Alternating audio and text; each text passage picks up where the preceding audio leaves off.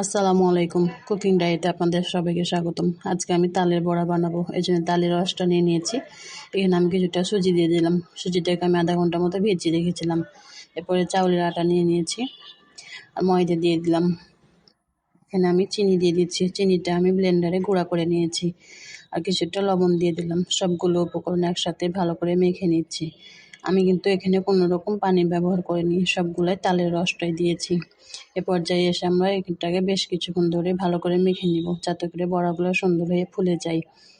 এখন আমি এটা রেডি করে নিয়েছি। তেলটা গরম হয়ে গেছে। আমি এখানে চামচের সাহায্যে একে একে দিয়ে দিচ্ছি। আপনারা চাইলে হাত দিয়েও দিতে পারেন। সবগুলা দিয়ে আমি এটাকে উল্টাপাল্টা করে বাদামি কালার করে ভেজে নেব।